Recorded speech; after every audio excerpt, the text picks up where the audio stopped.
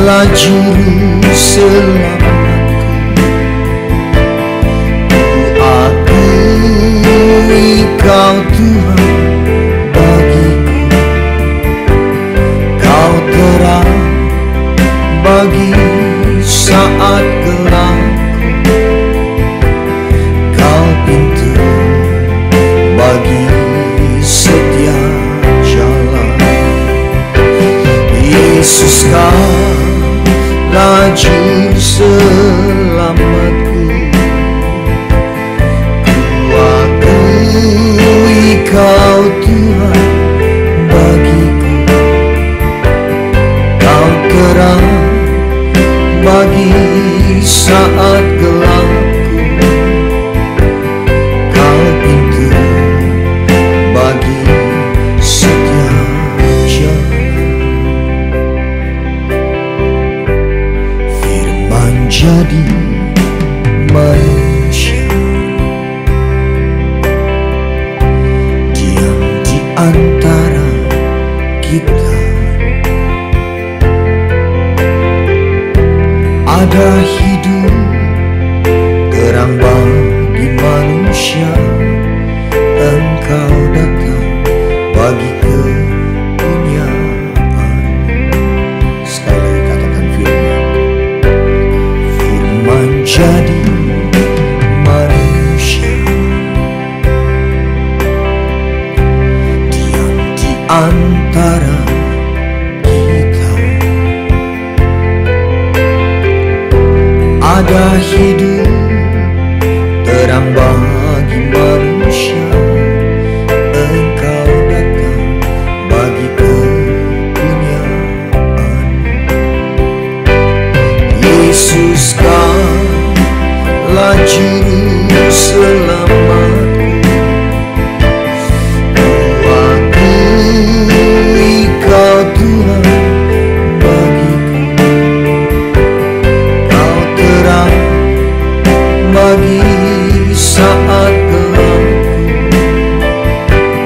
Kau pintu bagi setiap jalan. Yesus, Kaulah juru selamatku. Ku akui Kau Tuhan bagiku, Kau terang bagi saat gelapku, Kau pintu bagi setiap jalan. Yesus, Kaulah juru selamatku. Ku akui Kau Tuhan bagiku, Kau terang bagi saat gelapku, Kau pintu bagi setiap jalan, Kau pintu bagi setiap jalan, Kau pintu bagi setiap jalan.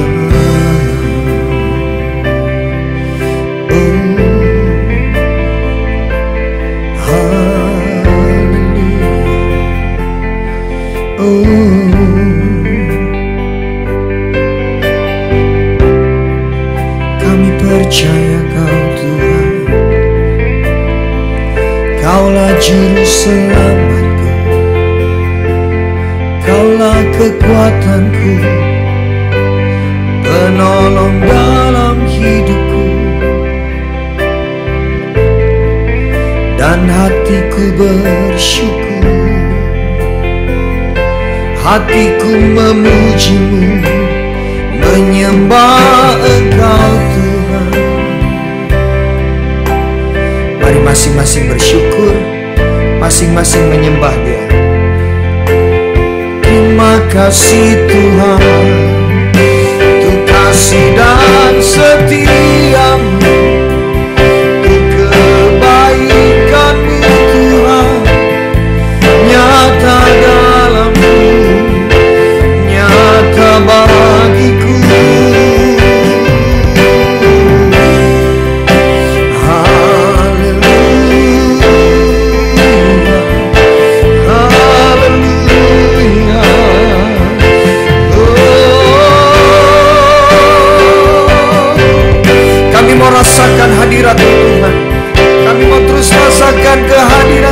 dalam hidup kami. Dan kami bersyukur untuk kasih setiamu Tuhan.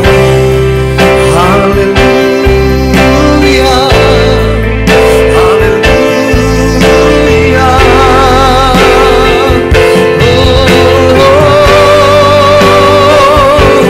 Mari sungguh-sungguh arahkan hatimu hanya kepada Tuhan. Alami Dia malam hari ini. Terima kasih Tuhan.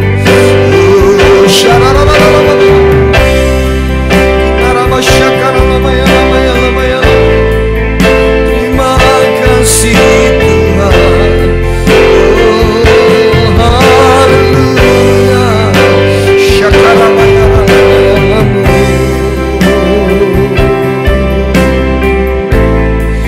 Haleluya.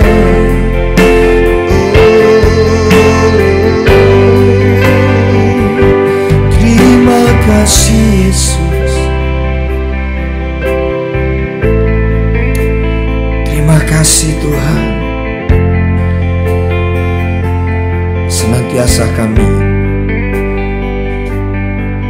bersyukur untuk kebaikan-Mu, untuk anugerah-Mu dalam hidup kami.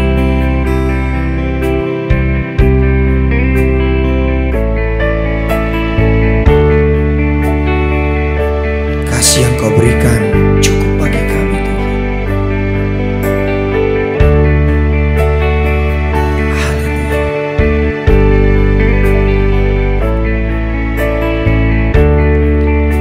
Takkan pernah ada kasih di dunia seperti kasih-Mu Tuhan.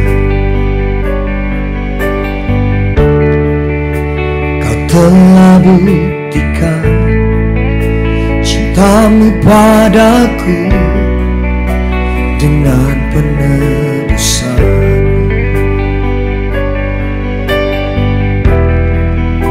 Jauh di lubuk hatiku ingin ku katakan, Kau selalu ada dalam hatiku, menemani hidupku, memuji-Mu, menyembah-Mu selamanya.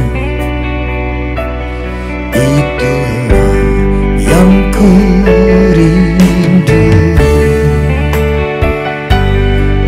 Ini kerinduan kami Tuhan, untuk terus menikmati kasih.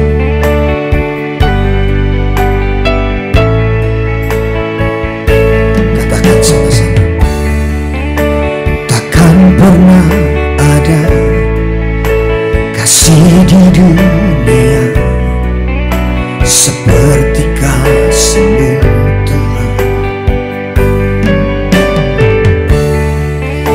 Kau telah buktikan cinta-Mu padaku dengan penebusan.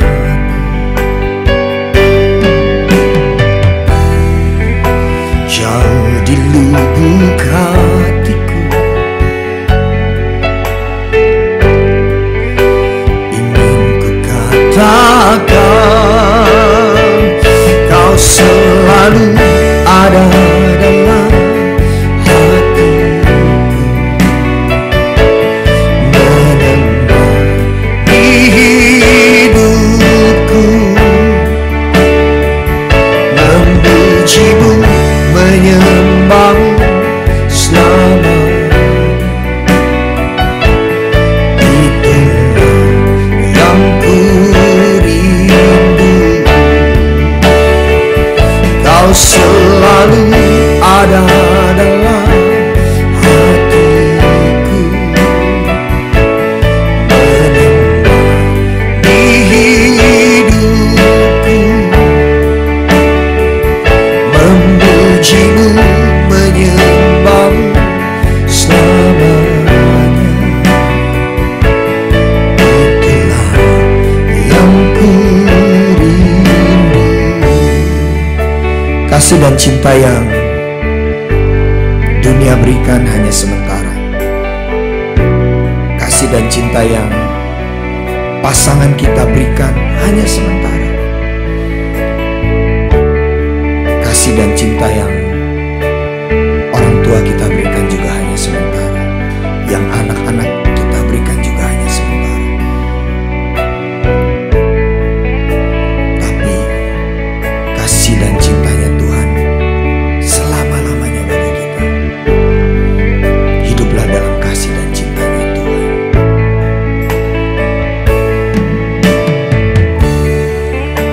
Takkan pernah ada kasih di dunia seperti kasih-Mu Tuhan.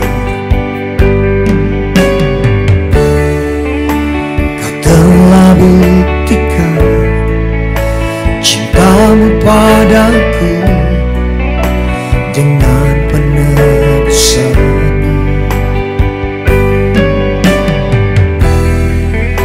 Jauh di lubuk hatiku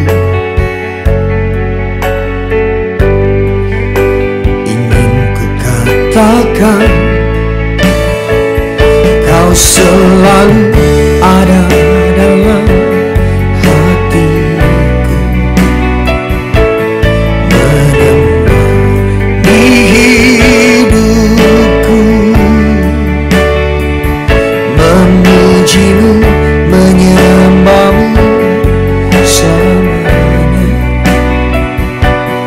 Itulah yang ku rindu.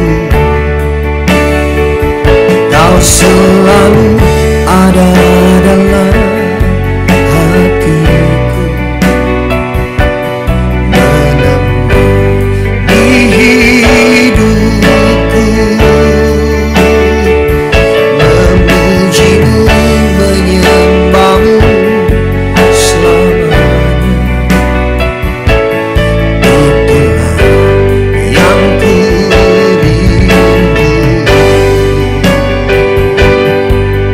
Oh,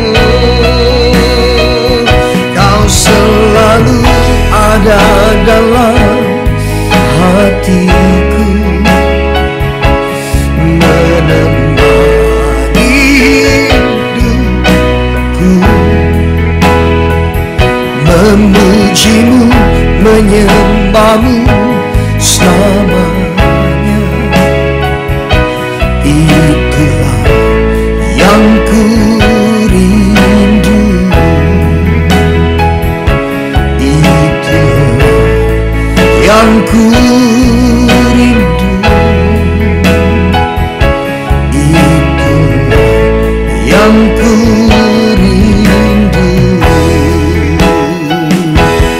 Berikan tepuk tangan bagi kemuliaan nama Tuhan Yesus. Sebab inilah kerinduan kami, untuk selalu ada di dekat-Mu, menikmati cinta dan kasih-Mu Tuhan. Pujian hormat hanya bagi-Mu. Mari saya persilahkan Pastor Deborah. Masalah atau persoalan hidup adalah bagian dari manusia. Tidak seorang pun yang kebal dengan masalah. Masalah adalah bagian dari kehidupan. Tidak peduli siapapun orang itu, tidak ada yang kebal terhadap masalah. Mau dia anak Tuhan atau mereka yang tidak kenal Tuhan, semuanya punya masalah. Mau dia seorang selebriti, mau dia seorang ibu rumah tangga, semua punya masalah. Semua orang menghadapi masalahnya masing-masing di dalam hidupnya. Ada masalah rumah tangga, masalah anak, masalah pernikahan, masalah dengan orang tua, masalah keuangan, masalah di dalam pekerjaan, masalah di sekolah. Bahkan Musa berkata begini di dalam Mazmur 90 ayat 10. Masa hidup kami 70 tahun, dan jika kami kuat 80 tahun. Dan kebanggaannya adalah kesukaran dan penderitaan. Sebab berlalunya buru-buru dan kami melayang lenyap. Dia berkata kebanggaan manusia di dalam sepanjang umurnya adalah kesukaran dan penderitaan. Itu sebabnya di dalam hidup kita diajar arti hidup itu perjuangan, tidak mengenal lelah, dan tidak pernah menyerah.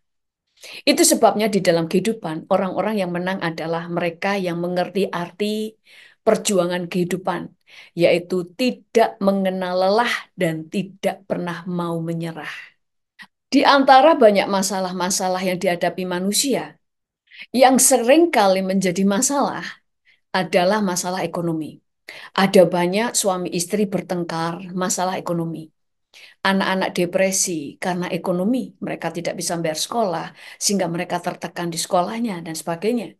Mayoritas masalah di dalam kehidupan manusia adalah masalah ekonomi.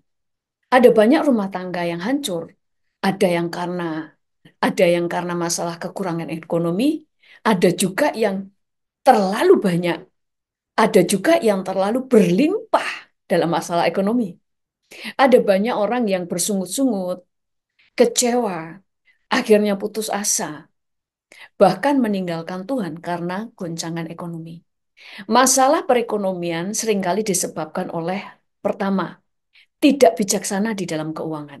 Ada banyak orang punya masalah ekonomi karena masalah gaya hidup. Itu sebabnya ada quote yang lucu, yang ini tepat juga, yang mengatakan bahwa tekanan hidup berbanding lurus dengan gaya hidup.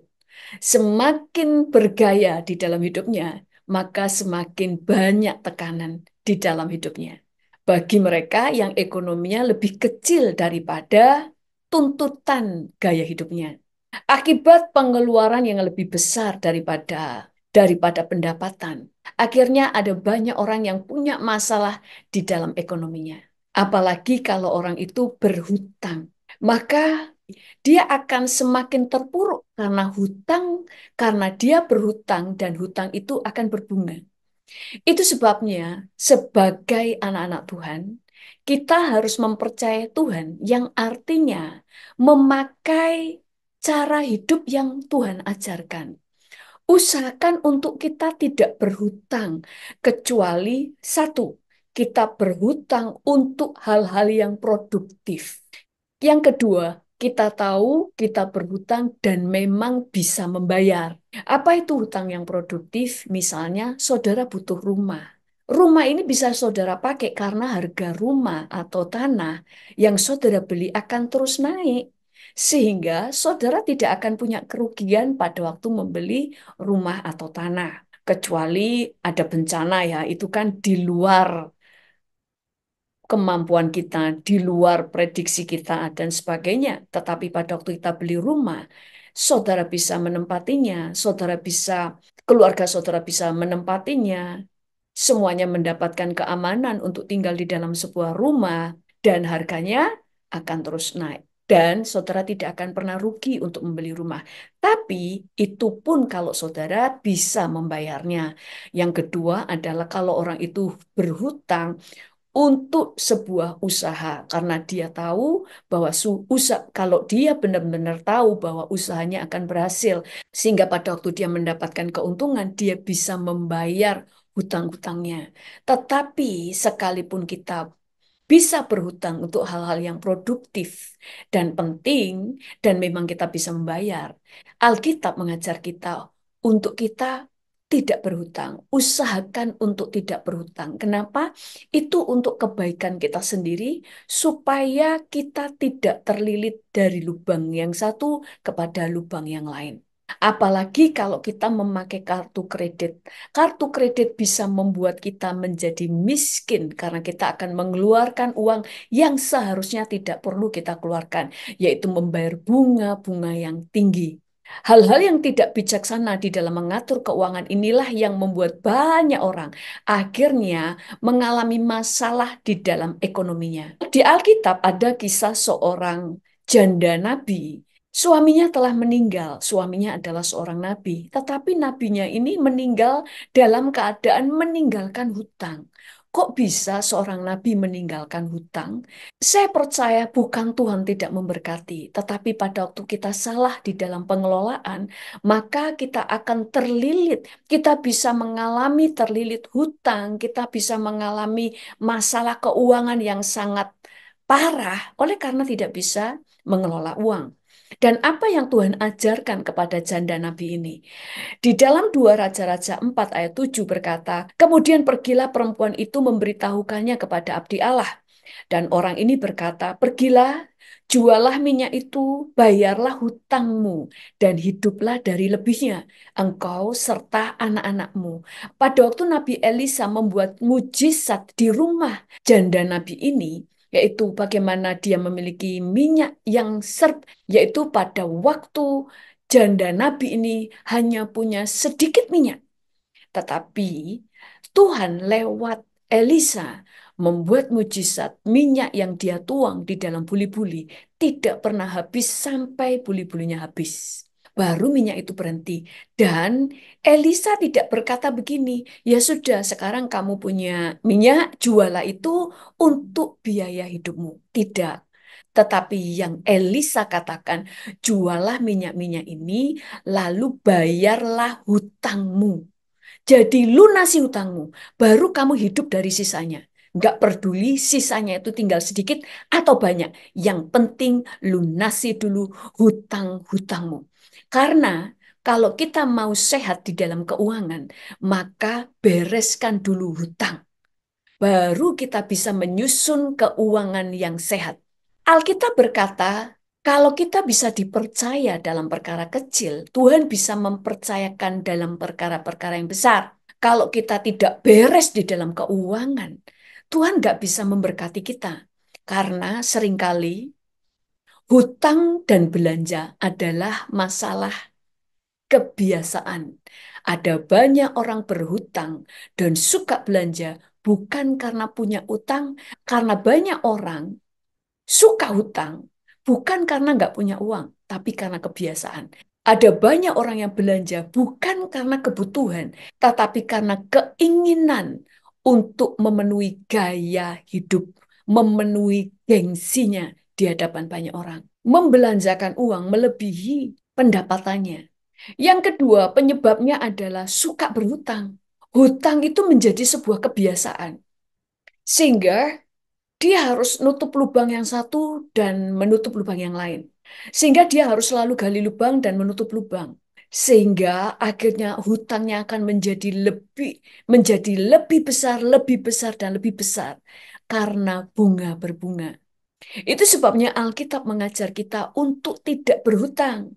Roma 13 ayat 8 berkata, janganlah kamu berhutang apa-apa kepada siapapun juga. Bahkan di dalam Amsal 22 ayat 7 dikatakan orang kaya menguasai orang miskin. Yang berhutang menjadi budak dari yang menghutangi. Yang berhutang akan menjadi budak orang yang menghutangi. Tapi sekarang banyak orang yang berhutang kalau tanpa perjanjian, maka yang menghutangi menjadi pengemis bagi yang berhutang. Karena seringkali yang berhutang lebih galak daripada yang menghutangi. Tapi kalau kita berhutang kepada di bank, kepada orang yang membungakan uang, saudara akan menjadi budak orang yang menghutangi. Ada juga orang yang terlilit hutang karena tiba-tiba ada PHK, kayak kapan hari tiba-tiba ada pandemi, sehingga mereka terlilit hutang. Atau mungkin mereka tidak terlilit hutang, tetapi ekonomi mereka hancur. Kita harus mengerti prinsip ekonomi di dalam Alkitab. Firman Tuhan berkata bahwa apa yang ditabur orang akan dituainya. Dan tuaian itu selalu besar. Kalau saudara ingin selalu mengalami mujizat keuangan, maka jangan pernah berhenti untuk menabung. Baik itu untuk pekerjaan Tuhan. Yang terutama adalah untuk pekerjaan Tuhan. Nggak usah dipikirin uangnya dipakai apa, tapi berilah. Karena Alkitab berkata bahwa kita harus memuliakan Tuhan dengan harta kita. Pertama adalah untuk rumah Tuhan. Alkitab juga mengajar bahwa kita harus memberi kepada orang-orang yang telah mengajar kita kebenaran firman Tuhan. Yang kedua, kita bisa memberi kepada orang-orang yang membutuhkan. Karena pada waktu kita membutuhkan, Tuhan itu tidak akan berhutang karena apa yang kita tabur pasti kita tuai. Kalau saat ini kita menabur dan tidak menuai pada waktunya, apa yang kita tabur pasti kita menuainya. Waktu kita menabur mungkin tidak segera kita menuainya, tetapi pada waktu mengalami paceklik, masalah kekeringan, masalah kelaparan, masalah pandemi yang menguasai dunia, saudara akan menuai dari apa yang saudara telah tabur. Yang kedua, Tuhan itu mengajar kita pengelolaan. Tuhan mengajar di dalam Alkitab tentang investasi. Tuhan mengajar untuk berdagang. Tuhan itu mengajar supaya uang kita menjadi berlipat ganda, bukan dengan menjadi rentenir, tetapi Tuhan mengajar menjadi pedagang. Bahkan di dalam kitab Amsal 31, di situ mengajar tentang seorang wanita yang sangat bijaksana di dalam mengatur keuangan. Di dalam Amsal 31 ayat 13 berkata, ia mencari bulu domba dan rami dan senang bekerja dengan tangannya. Ayat 16, ia membeli sebuah ladang yang diingininya dan dari hasil tangannya kebun anggur ditanaminya. Ia mengikat pinggangnya dengan kekuatan. Ayat 18, ia tahu bahwa pendapatannya menguntungkan. Dari mana? Ya dari ladang. Lalu dikatakan, ia tahu bahwa pendapatannya menguntungkan. Pada malam hari pelitanya tidak padam. Ayat 20, ayat 24, ia membuat pakaian dari lenan dan menjualnya. Ia menyerahkan ikat pinggang kepada pedagang. Pakaiannya ialah kekuatan dan kemuliaan. Ia tertawa tentang hari depan. Kita harus bijaksana dalam keuangan. Kalau uang kita kurang, kita harus mencari penghasilan yang lain. Kalau saudara bekerja, saudara harus menambah penghasilan yang lain. Saudara harus mencari penghasilan tambahan melalui hobi saudara. Kalau saudara suka memasak, saudara bisa menjual dari masakan saudara. Saudara bisa menjual kepada teman-teman saudara. Ada seorang teman yang suka menjual makanan ke kantornya. Kita itu harus kreatif. Ada seorang teman, dia selalu kalau ke kantornya menawarin teman-temannya untuk titip makanan apa. Dia akan tulis di dalam list. Dia akan menulis di dalam list di situ misalnya kue jajanan pasar, ada lemper, ada ini, ada itu. Dan orang-orang kemudian membeli kepada dia dan menitipkan uang. Lalu dia membelanjakan di pasar yang dekat dengan dirinya dan dia mengambil keuntungan dari sana. Sehingga setiap hari dia akan membawa pesanan teman-temannya, dia mendapatkan keuntungan. Selain dia mendapatkan gaji dari kantornya, dia mendapatkan penghasilan tambahan. Bahkan sampai di rumah pun dia tidak mau diam, dia kreatif. Dia membuat sesuatu, dia menjual parcel, dia membuat parcel dan sebagainya sehingga mendapatkan uang tambahan. Itu sebabnya sebagai orang percaya harus cerdas di dalam keuangan. Harus ada 3 sumber keuangan yang saudara punya. Yang pertama dari gaji di mana saudara bekerja. Yang kedua, saudara mendapatkan gaji dari penghasilan tambahan yang saudara bangun sendiri lewat pekerjaan-pekerjaan tambahan, lewat hobi dan sebagainya. Dari hasil itu, saudara harus menyisihkan uang dan saudara mulai belajar berinvestasi. Sehingga saudara mendapatkan gaji dari pekerjaan, saudara mendapatkan uang tambahan dari pekerjaan tambahan saudara. Tapi yang untuk pekerjaan tambahan itu saudara sisihkan untuk ditabung, untuk berinvestasi. Kalau saudara belum bisa investasi, paling tidak belikan sesuatu, belikan barang yang nilainya tidak akan pernah turun. Salah satunya adalah emas. Daripada saudara membeli tas, sepatu mahal, tas mahal, lebih baik saudara beli perhiasan emas atau emas kepingan. Saudara bisa memakai perhiasan saudara, sekaligus itu adalah tabungan saudara. Inilah cara hidup yang bijaksana. Dan saudara harus selalu punya tabungan. Dan tabungan saudara kalau banyak, jangan ditaruh di bank, tapi belikan emas. Sehingga sewaktu-waktu dibutuhkan, saudara punya cadangan. Saudara punya uang cadangan berupa uang cash atau uang atau emas yang bisa saudara jual. Alkitab mengajar kita untuk rajin. Firman Tuhan berkata, Amsal 10 ayat 4 berkata, tangan yang lamban membuat miskin, tetapi tangan orang rajin mendatangkan kaya. Ya, tetapi bukan cuma rajin, karena Alkitab juga mengajar bahwa Amsal 19 ayat 2 berkata, tanpa pengetahuan kerajinan pun tidak baik. Orang yang tergesa-gesa akan salah langkah. Banyak orang rajin, tetapi tetap miskin karena tidak ditambah dengan pengetahuan. Tetapi banyak orang yang rajin dan dia menghasilkan banyak uang karena dia tahu bagaimana menghasilkan keuntungan dari yang dia kerjakan. Jadi dia tidak hanya rajin. Contoh para pedagang, dia tahu apa yang dia harus jual, yang disukai oleh, yang dibutuhkan banyak orang. Sehingga dia mendapatkan keuntungan dari sana. Jadi bukan hanya rajin. Itu sebabnya Alkitab itu mengajar orang untuk berdagang. Karena kamu bisa menentukan berapa keuntungan yang kamu inginkan. Sehingga kita semuanya menang di dalam keuangan. Tuhan itu suka melihat kita hidup di dalam kelimpahan. Minimal cukup. Karena Tuhan itu mau kita hidup untuk menjadi berkat. Sebagai orang tua, kita bisa mencukupkan kebutuhan anak-anak kita, baik makanan yang bergizi, tempat tinggal yang layak, dan bisa sekolah. Dan sebagai anak-anak, saudara bisa diberkati untuk bisa memberkati orang tua dan bisa memberkati orang lain. Itu sebabnya Tuhan suka memberkati kita. Tapi Tuhan tidak bisa memberkati orang-orang yang berantakan hidupnya. Jadi, kita mulai harus bijaksana di dalam keuangan.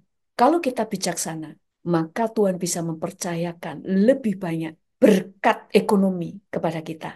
Dan kalau kita mau mengalami berkat supranatural, maka saudara harus mengerti arti menabur.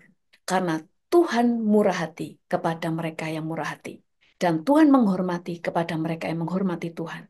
Waktu saudara memberkati pekerjaan Tuhan, itu adalah tanda saudara menghormati Tuhan. Pada waktu saudara memberi kepada orang lain, adalah tanda saudara adalah orang yang murah hati.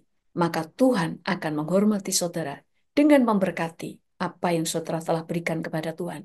Dan Tuhan akan murah hati terhadap apa yang saudara telah tabur kepada banyak orang. Tuhan rindu untuk memberkati saudara. Saudara yang terlilit hutang, saudara yang punya masalah di dalam keuangan. Tuhan mau mengeluarkan saudara dari sana. Dan kalau saudara sudah berhasil di dalam usaha saudara, Tuhan mau memberkati saudara. Sehingga usaha saudara, perusahaan saudara, bisnis saudara semakin berkembang. Karena Tuhan mau lewat perusahaan saudara, ada banyak orang yang diberi makan. Pada waktu saudara bisa mempekerjakan banyak orang, saudara telah menghidupi banyak keluarga-keluarga yang suaminya atau keluarganya bekerja di perusahaan saudara. Itu sebabnya mari kita berdoa. Kalau saudara telah hancur di dalam keuangan dan tidak bijaksana, tulis di chat dan katakan, aku mau dipulihkan, aku mau bisa dipercaya dan dapat dipercaya untuk mengelola keuangan surga. Karena kita percaya bahwa Tuhan itu ingin kita menjadi pengelola-pengelola keuangan surga supaya kita diberkati, supaya lewat kita bisa memberkati pekerjaan Tuhan, memberkati anak-anak dan keluarga kita, memberkati orang tua kita, dan memberkati banyak orang. Mari kita berdoa. Angkat tangan saudara, kita mau sepakat berdoa kepada Tuhan. Tuhan, Kau melihat tangan-tangan yang terangkat pada saat ini. Kami sepakat kepadamu bahwa kami percaya bahwa Engkau lebih suka memberkati hidup kami. Engkau lebih suka melihat kami berkelimpahan daripada kekurangan. Karena Engkau punya rencana yang besar lewat hidup kami. Engkau ingin menjadikan kami saluran berkat bagi banyak orang. Pada saat ini Tuhan pulihkan keadaan anak-anak-Mu Tuhan yang mengalami masalah keuangan. Tuhan, biarlah Engkau menolong mereka keluar dari keterpurukan. Yang punya hutang-hutang, saat ini tolong Tuhan supaya mereka, Tuhan, mengalami mujizat keuangan sehingga mereka dapat melunaskan hutang-hutang mereka. Sehingga mereka menjadi orang-orang yang merdeka dan bisa menyusun keuangan yang sehat. Dan setiap anak-anak-Mu yang punya perusahaan, punya bisnis, Tuhan, semakin berkati, semakin Tuhan Yesus berikan mereka hikmat, sehingga mereka dapat memperluas bisnis mereka, sehingga semakin banyak orang yang boleh dipekerjakan, mereka mendapatkan makan, dan mereka memuliakan Tuhan. Kami mengucap syukur kepadamu Tuhan, karena mujizat-Mu masih tetap ada. Tidak ada lagi orang yang terlilit hutang di antara kami. Tidak ada lagi orang-orang yang tidak bisa makan, tidak bisa menyekolahkan anaknya. Tidak ada lagi pengusaha-pengusaha yang memikirkan diri sendiri. Tidak ada lagi perusahaan-perusahaan yang macet, tetapi semua perusahaan-perusahaan Tuhan berjalan dengan baik. Semuanya berjalan dengan lancar, sehingga namamu dipermuliakan. Kami bersyukur kepadamu Tuhan, kami serahkan semua anak-anakmu di dalam tanganmu. Dan kami percaya bahwa mujizat masih tetap ada dan tersedia bagi anak-anakmu. Dan tolong Tuhan untuk setiap anak-anakmu yang terlilit hutang, hancur keuangannya, karena PHK, karena masalah perusahaan yang tutup, karena masalah tidak bisa mengelola. Tuhan, Engkau menolong, Engkau mengampuni, juga Engkau menolong untuk setiap anak-anakmu Tuhan yang di PHK, yang perusahaannya tutup, yang mengalami ditipu orang. Tuhan Kau menolong sehingga mereka saat ini mengalami pemulihan keadaan, pembalikan keadaan. Kau menolong Tuhan sehingga mereka keluar dari persoalan mereka karena anak-anakmu butuh makan dan anak-anak mereka butuh makan. Kami bersyukur kepadamu Tuhan, terpujilah namamu di dalam nama Tuhan Yesus, haleluya. Amin. Tuhan Yesus memberkati dan kita akan bertemu kembali di hari Selasa minggu depan. Ajarku memahami semua yang Kau ingin, agar hidupku puaskan hatimu. Bagimu aku rela sepenuh hati menghamba, serahkan diri, genapi karyamu. Ajarku memahami semua yang Kau ingin, agar hidupku puaskan hatimu. Bagimu aku rela sepenuh hati